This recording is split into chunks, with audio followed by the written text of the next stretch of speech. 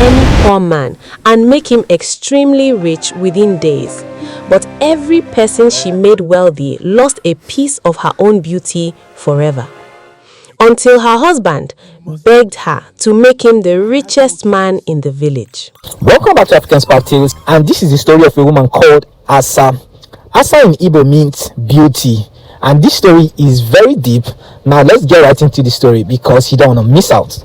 In the ancient village of Umuaku, there lived a woman whose beauty was spoken of in whispers across the land. Her name was Asa. At 24 years old, Asa possessed a rare, breathtaking beauty, skin like polished bright silk, eyes that sparkled like morning dew on palm leaves, and a graceful presence that made both men and women pause whenever she passed. Asa was married to CJ, an ambitious but lazy man who dreamed of great wealth without putting in the work. Their compound was small and modest, and CJ often grumbled about their poor life, blaming the ancestors and everyone around him for his lack of success. One fateful evening, Asa's younger brother, Ekeni, came running into the compound, breathing heavily and filled with despair. At 20 years old, Ekene was drowning in debt. Creditors had threatened to seize his few goods and beat him if he did not pay. "Sister, I am finished. I have nothing left. Help me, please." Moved by deep pity, Asa placed both hands on her brother and spoke with quiet power. "Ekene, may fortune chase you wherever you go. May money flow to you like the river flows to the sea. I bless you with sudden wealth." The moment the words left her mouth, a warm golden energy surged from Asa's body into her brother. The air around them shimmered for a few seconds. Ekene felt a strange chill run down his spine but said nothing. 3 days later, the impossible happened. Ekene's life transformed overnight. A trader he barely knew suddenly gave him a huge supply of goods on credit. Within a week, he sold everything at a massive profit. New customers appeared from distant villages. Money poured in so fast that he had to hide it under his bed. People who once mocked him now bowed and called him Chief Ekene. The news spread like wildfire through Umuaku. CJ was the happiest person alive. "My wife has powerful hands. Her brother was drowning in debt. Now he is one of the richest men around." He celebrated with palm wine and boasted to anyone who would listen. "My wife has powerful hands. Her brother is now a rich man because of her." But that same night, Asa stood before her small mirror and froze.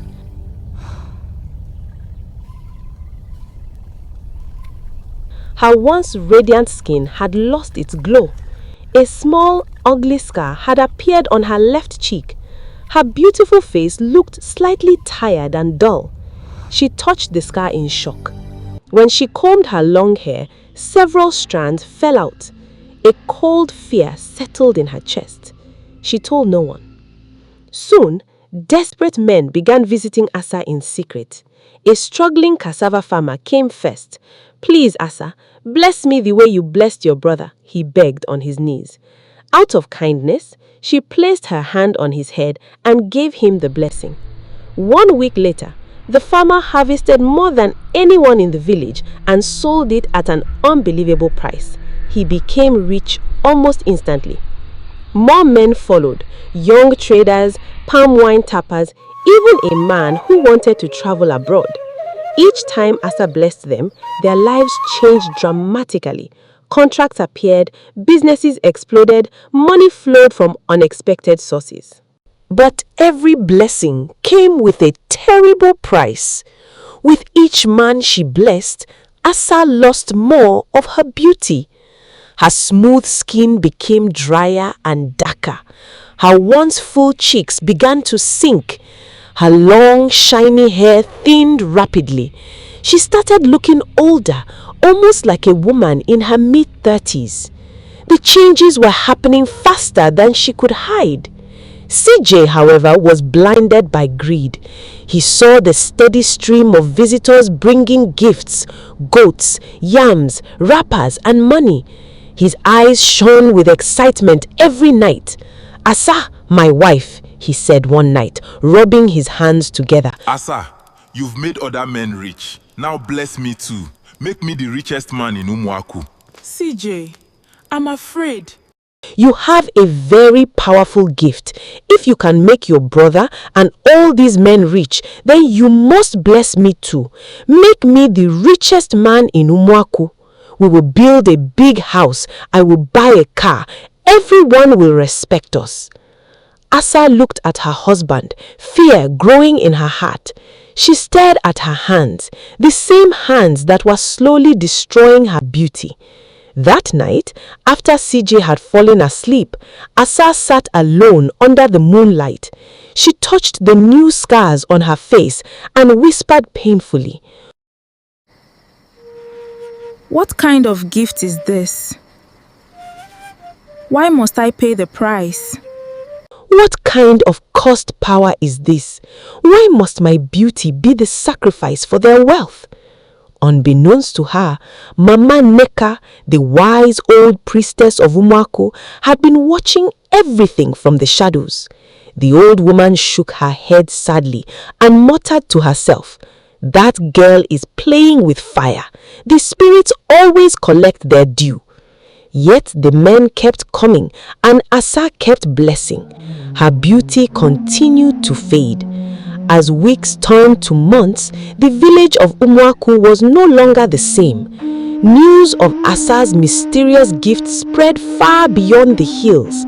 Men came from neighboring villages under the cover of darkness, seeking the woman they now secretly called the Wealth Giver. Asa's compound became a place of desperate hope. Every night after CJ had gone to drink palm wine, a new visitor would knock gently on her gate. A young palm wine tapper, a struggling fisherman, even a teacher who wanted to open a big school. Each man came with gifts, baskets of food, bottles of hot drink, and bundles of cash, and begged for the same blessing she had given her brother Ekene. At first, she refused many of them, but the pressure was heavy. Some cried at her feet, others reminded her of how much she had helped her brother. Moved by their stories of hardship, she would eventually place her hand on their heads and whisper the words of power. "May wealth chase you like the wind chases the leaves. May money never depart from your hands." Every time she spoke those words, the golden energy flowed out of her, and every time the terrible cost followed. Her beauty continued to disappear. Her once radiant skin became rough and patchy. The small scar on her cheek had multiplied into several noticeable marks. Her full, beautiful lips lost their shape. Her long, thick hair was now thinning badly. She had to use a headscarf most days to hide the patches. Her once attractive figure began to change. She looked older, tired, and increasingly unattractive. At only 25 years old, she now appeared closer to 40. The men she blessed, however, were thriving. Ekene, her younger brother, had become one of the biggest traders in the region. He now wore expensive clothes and drove a motorcycle, but he rarely visited Asa anymore. When he did, he avoided looking directly at her face. The cassava farmer she helped had expanded his land and now employed many workers. The young man who wanted to travel abroad suddenly received a visa and a big job offer in the city. All of them sent gifts at first, but soon they forgot where their sudden wealth had come from. They moved on with their new lives, proud and arrogant. CJ watched all of this with growing hunger. Every evening he returned home excited, counting the new gifts that kept arriving. One night, after drinking, he sat close to Asa and held her hands. "My wife," he said with shining eyes, "look at what you have done for all these men. They are now big men because of you. It is now my turn. Bless me, Asa. Give me the biggest blessing of all. Make me richer than everyone in Umuaku. I want to build a big house with a zinc roof.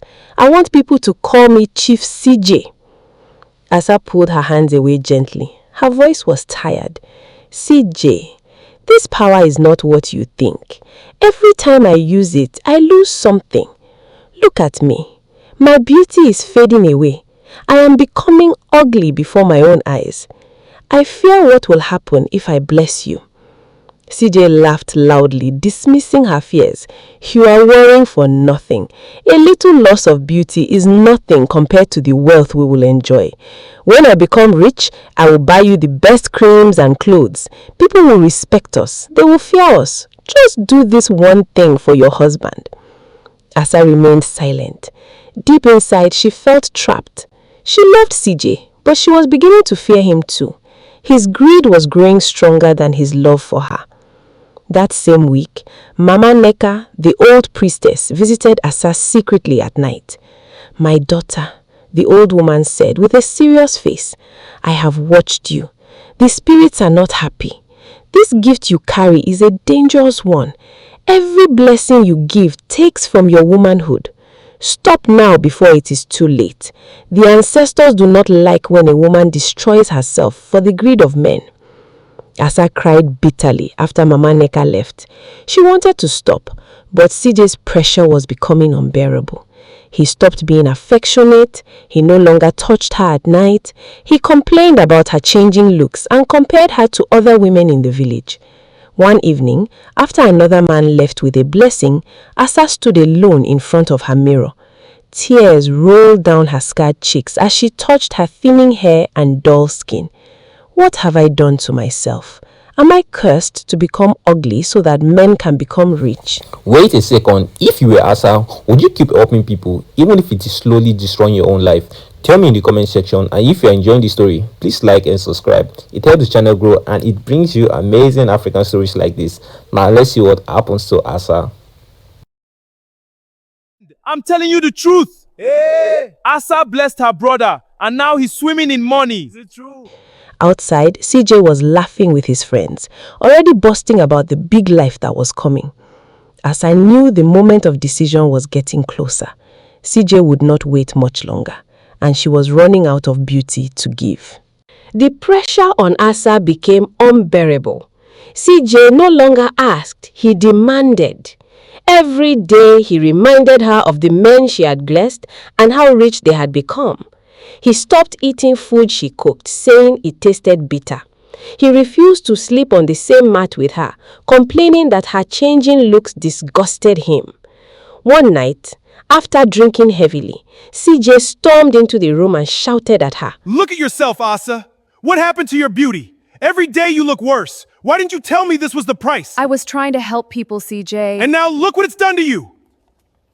Asa, are you a wicked woman? You blessed your brother. You blessed strangers, but your own husband you refuse. If you truly love me, prove it tonight. Give me the blessing. Make me rich. Asa sat on the floor, tears streaming her scarred face. Her once beautiful body was now almost unrecognizable. Her skin was rough and covered with dark patches. Most of her hair had fallen out, leaving only thin patches that she covered with a dirty scarf. Her eyes, which once sparkled, were now dull and sunken. Asa, please, she begged. Look at what this power has done to me. I am no longer the woman you married. If I give you this big blessing, I don't know what will be left of me.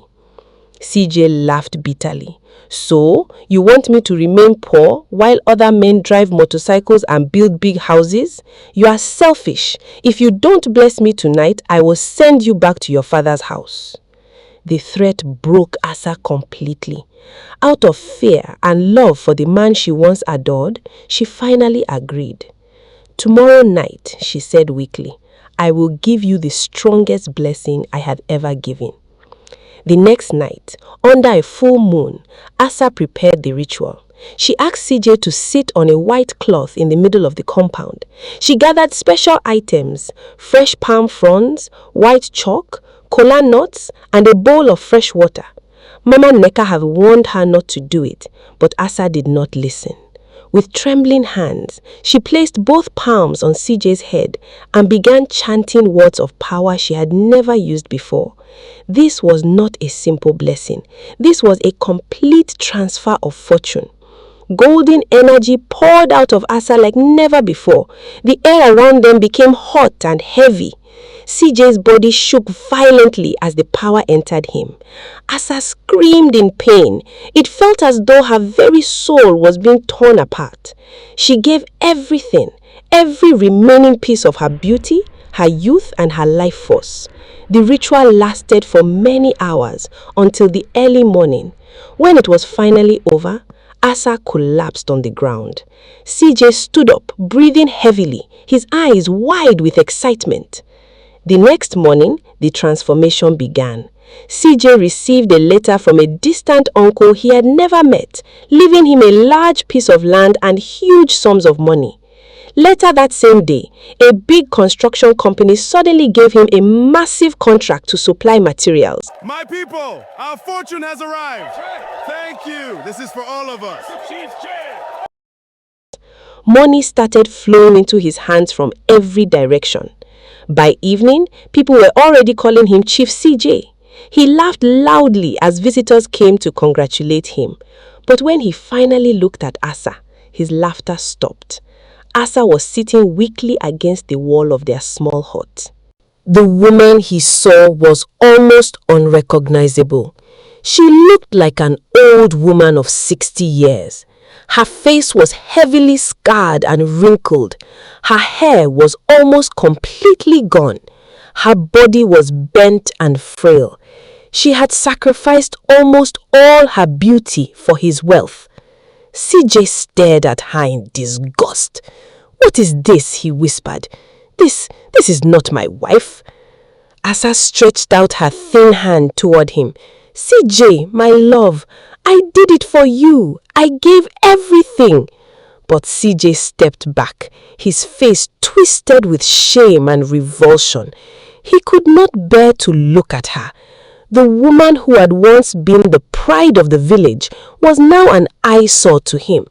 Without saying another word, he turned and walked out of the compound. Asa remained on the ground, broken and alone. The golden energy that once flowed through her was gone. She felt empty, ugly, and used. From a distance, Mama Neka watched everything with sorrowful eyes. She had tried to warn her. In the coming days, CJ's wealth grew even more, but his treatment of Asa became worse. He avoided coming home early. He stopped calling her his wife in public. Asa's greatest fear had come true. She had made her husband rich, but in doing so, she had completely destroyed herself. The days that followed were the darkest in Asa's life. CJ's wealth grew rapidly. He bought a large piece of land, built a big house with a shining zinc roof, and started dressing in expensive clothes. People who once looked down on him now greeted him with respect, calling him Chief CJ. He bought a motorcycle and later a used car. His name was on everyone's lips in Umuaku. But at home, he treated Asa like a stranger. He could no longer stand the sight of her. The woman who had once been the pride of the village was now an eyesore to him. Whenever he came home, he avoided looking at her face. He ate his food outside and slept in the new room he had built, far away from her.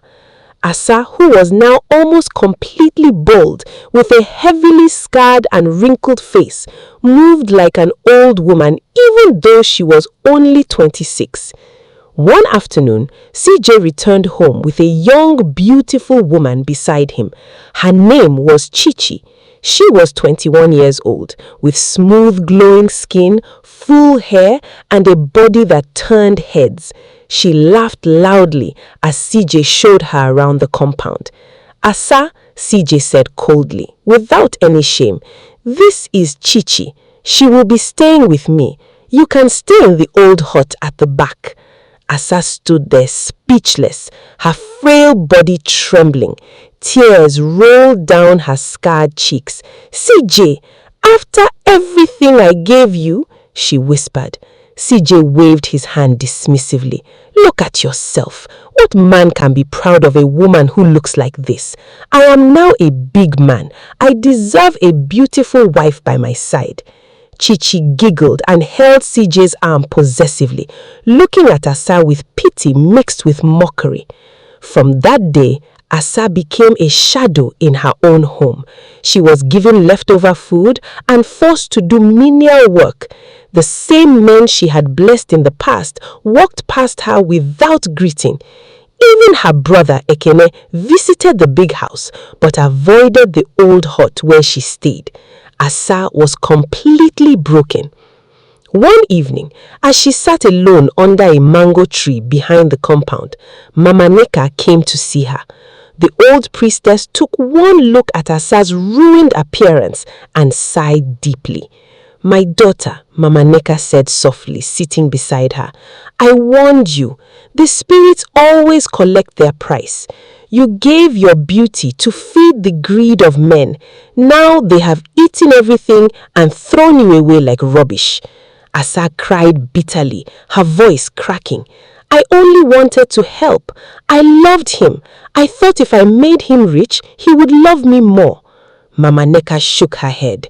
True love does not demand destruction. A man who loves you will never ask you to destroy yourself for his benefit. This power was never a blessing. It was a test, and you failed it. Asa spent her final days in deep reflection. She realized too late that she had traded her greatest treasure, her dignity and beauty, for temporary validation and a man's greed. The wealth she created for others had left her poorer than she had ever been. One quiet morning, as the sun rose over Umuaku, Asa passed away peacefully in the old hut. She died alone, abandoned by the very people she had helped. CJ did not even attend her burial. He was Asa, too our light busy is showing off his new wealth Come, with let's Chichi. go. Yes, let's leave this behind. KJ, my love, I did it for you. Everything, I gave everything. My beauty, my youth, my life. So you could have the future you dreamed of. Asa, what happened to you? You know what happened? I gave it all to make you rich. I thought you would love me more. This is not my wife. Jay, look at me. Please, I can't cock.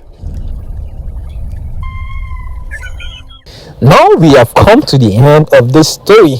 Hope you guys enjoyed it. For me, when you lose yourself trying to please others, they will enjoy the fruit of your sacrifice and still abandon you. Now, women, guide your words. Do not pour everything you have into someone who will leave when you have nothing left to give. Now, tell me in the comments, what would you do if you had the power to make any man rich, but every time you use it, you become uglier? Would you still use it for the man you love? Drop your answers on the comment section. I'll be reading each and every one of them. If the story touched you, please like, share to someone who needs to see this, and please subscribe to African Spark Tales. Don't forget to turn on your notification bell so you don't get to miss any new story I drop. Alright, thank you guys for watching, and see you guys in my next video. Bye.